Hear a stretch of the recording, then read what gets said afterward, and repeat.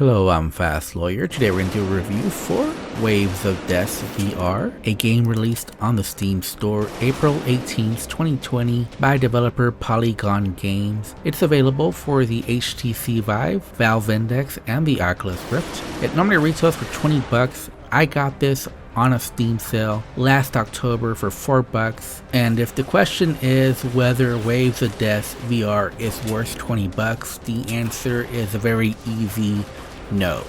I would not pay full price for this game. However, if the question is this game worth $4, what I paid, then that's a much tougher question, and let's delve into that so you can make a decision whether you should buy this game on sale or not.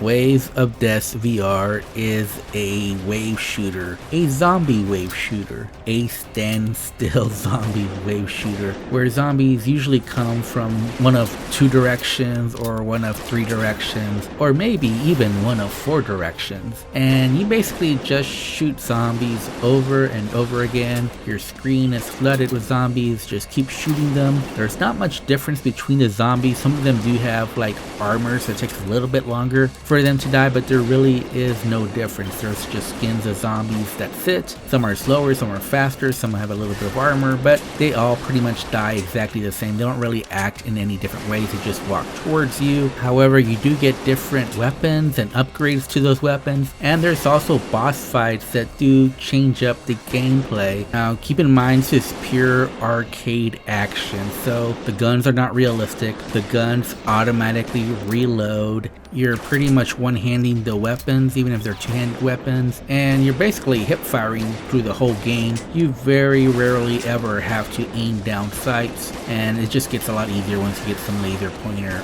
upgrade attachments for your weapons.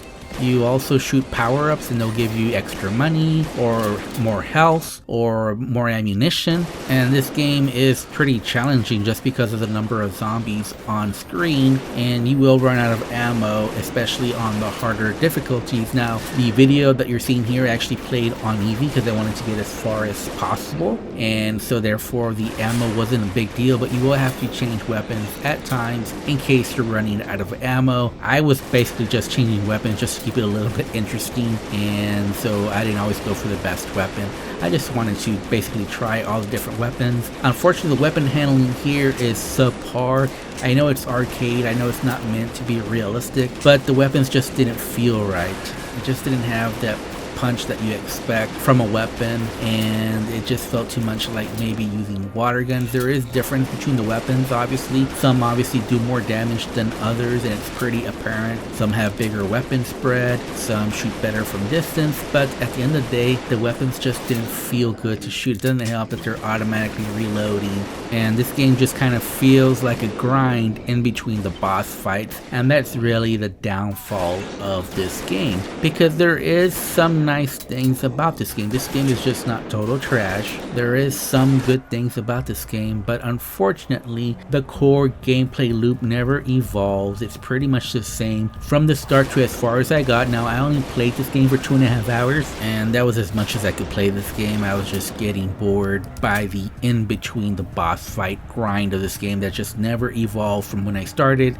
to when I stopped playing this game. Waves of Death VR is running on the Unreal Engine. On my RTX 3080, I was getting pretty much a steady 90 frames per second, but I wasn't really trying to test the limits of this game because I did notice some stutter in the higher settings. However, beware, there are lots of loading screens in this game, and it almost feels like the game is going to crash at several points of the loading screen, so beware of that. The UI is not very good. After rounds, you're supposed to be able to spend money for new weapons or for ammo, and I was always behind on money. All I could really buy is ammo. However, you get new weapons and upgrades just from playing the game, so I'm a little confused as to why this game has the option of letting you buy new weapons, but it seems like you never really have enough money and you get those unlocks anyways just by playing the game, so it didn't really make a lot of sense. Plus it was just a clunky and ugly UI as far as buying weapons,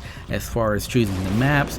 Now there is quite a bit of content in this game, so for $4 you are getting quite a bit of content if you find this game on sale. However, like I mentioned, the core gameplay loop just isn't all that enthralling. thrilling, so I'm not sure if it really is worth it unless you just really like wave shooters. Also, keep in mind, this is a standstill wave shooter. I do believe there's a level where you're on a train and you're moving forward, but regardless, you're not moving yourself. There is no locomotion as far as yourself. You might be moving on a platform, but for the majority of the game, you're just standing still and shooting all the zombies around you. Unfortunately, the sound work in this game isn't very good, so you can't really tell where the zombies are coming from. So you just kind of have to keep your head on a swivel and just look around, and that's how you'll identify the zombies. You won't be from the sound. I wasn't a big fan of the sound work in this game at all. Now, there is a nice cinematic moment at the beginning of this game, and I show that towards the end of my video,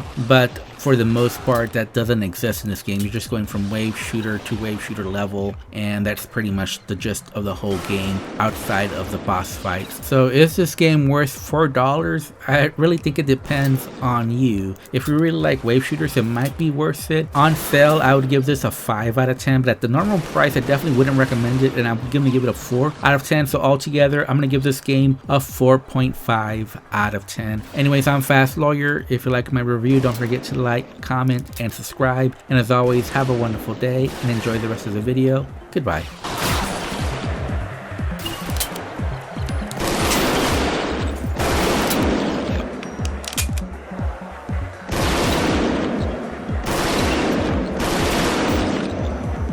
I am Professor Paul Stevens, Project Manager of Hercules for Genome Corporation.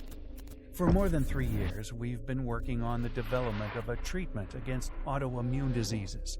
It aims to stop the loss of immunological tolerance of some patients. The first results were inconclusive until our last test subjects developed hyperresistance to the disease, a kind of metabolic change that brings the dead back to life. This experiment, which we thought was a failure, became the #1 priority of our army. For a few days, they have been harassing us to transform this experimental serum into a weapon of mass destruction. Imagine that soldiers who have died in combat come back to life, violent, aggressive, and bloodthirsty. Imagine that they are attacking their own comrades. Without the right antidote, no army could rise from such chaos. Unfortunately, Colonel Andrews wanted to take the results of our research out of the containment zone. The vial containing DL-21 broke, and the serum spread into the atmosphere. The deads started to reanimate 9 hours ago, slaughtering, devouring everything in their path. Unless we find a cure quickly, it will be the end of humanity. God forgive us.